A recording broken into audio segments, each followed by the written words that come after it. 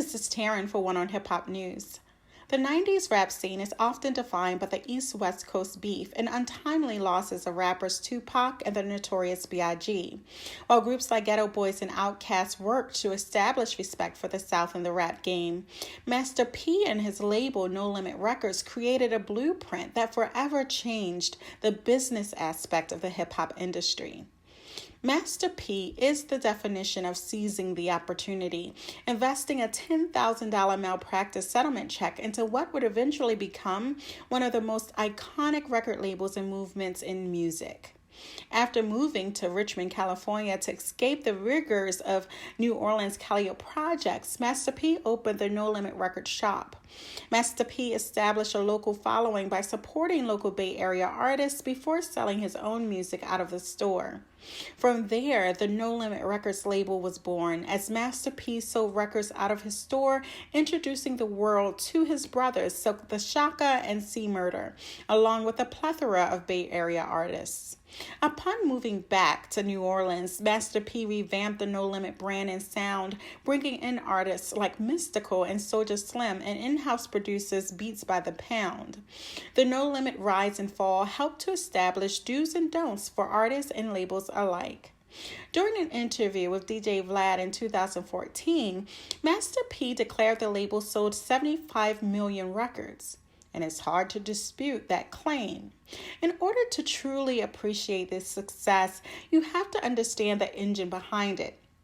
Master P was able to negotiate a distribution deal with Priority Records, a label built on backing street artists. The unprecedented 80-20 deal gave P the rights to all of No Limit's masters. Once the label took off behind hits like I'm Bout It, and Mr. Ice Cream Man, music from the No Limit camp kept coming. Master P used his platform to propel his artists, appearing on tracks and dropping his signature ad-lib. Offering fans lengthy albums with 20-plus songs gave the consumer more bang for their buck, as Master P spared no expense on features. Outside his own artists, big names like UGK, Jay-Z, and Big Pun were brought in to appeal to different fan bases. From 1997 to 2000, No Limit released more than 50 albums, with a considerable amount going gold or platinum without singles or video. Master P used his fame to expand the brand, selling everything from clothes to toys.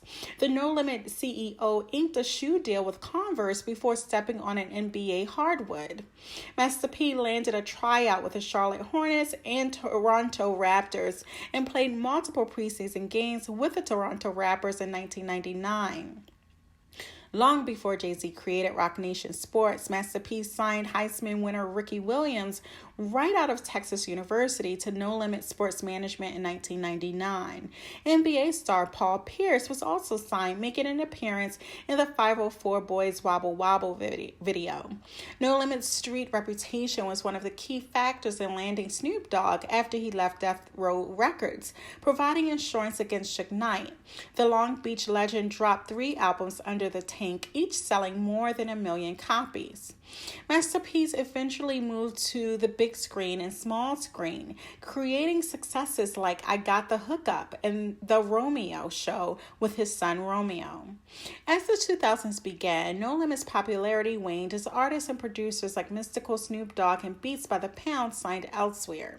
No Limit went through several name changes before settling on No Limit Forever Records in 2010 as sales continued to plummet. Eventually, Master P turned to mentoring artists like Washington, D.C.'s Fat Trel. The No Limit blueprint can be seen today in independent artists like Nipsey Hussle and Young Dolph. Make sure to like or subscribe on YouTube and check out oneonhiphop.com for more information.